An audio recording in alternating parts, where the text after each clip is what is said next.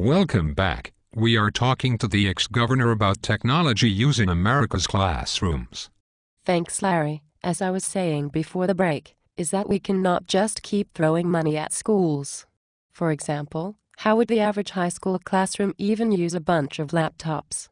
Well, my guess is that they could use it plenty of ways. Like the students could take notes on them as the teacher was talking. What's wrong with good old-fashioned paper and pencil? Nothing, except that kids enjoy using technology so it increases their motivation and engagement. How about when they are taking notes, if a teacher uses a word that they don't know, they could look it up? Or if they were really interested in a topic, they could search the web to find out more information. It could spark curiosity and increase the drive to learn. My kids are not interested in learning more. Well, do they like to read?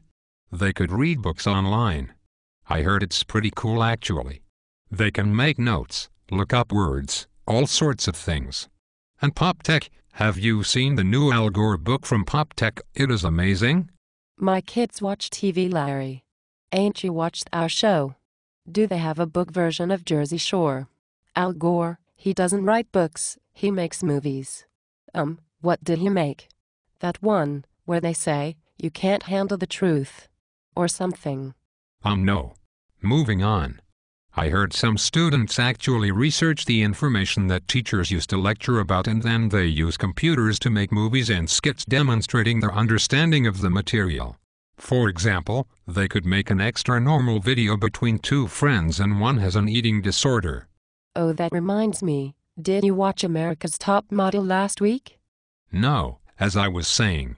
Then the other person could be a friend demonstrating how to effectively intervene and get help. What to do and not do when getting help for someone with a mental illness. Isn't that the sort of thing that should be on a test? Perhaps an ever-changing standardized, but not really standardized because every state could have their own sort of test. We digress. All right, I have another idea. There are websites where real people can post challenges and ideas.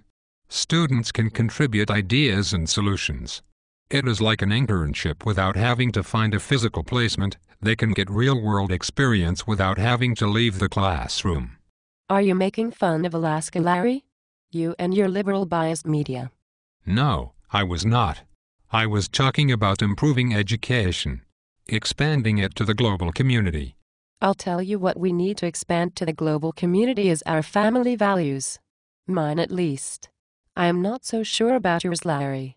If I may, I met a teacher from Minnesota.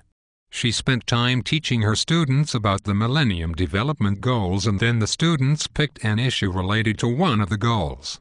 For example, hunger. They then worked in small groups to come up with an idea to solve the issue.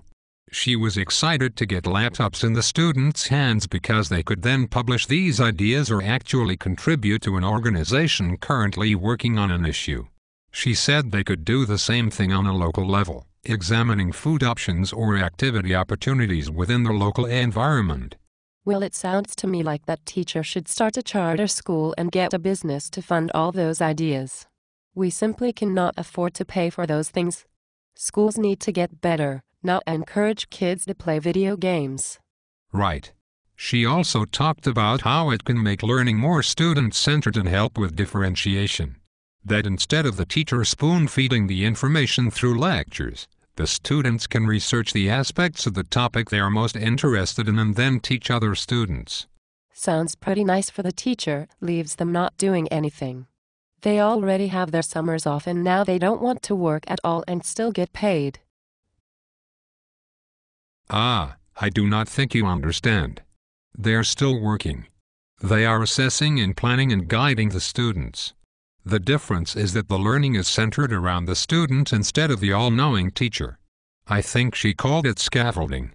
Sounds like a handout to me. Besides, what happens when all the teachers want to do this? What if 2 teachers want to use these so-called laptops and there are only so many? I suppose it is similar to how CEOs have to schedule using the company jet because there is only one. She said they already do have to schedule things like the computer labs, so it would be the same. Well, where are they going to store these things? I suppose they'll want more money to build bigger schools or something. I am pretty sure they fit on a cart that can be stored in an office or classroom. Alright folks, that is it for us tonight. I hope you learned about how it would benefit your students to have access to a laptop, especially your wellness students. Tune in tomorrow when our guest is Scott McLeod. He will discuss how the future of education will be more digital rather than analog, online and less dependent on local humans, mobile, self-directed and inquiry-based, individualized, computer-based and software-mediated.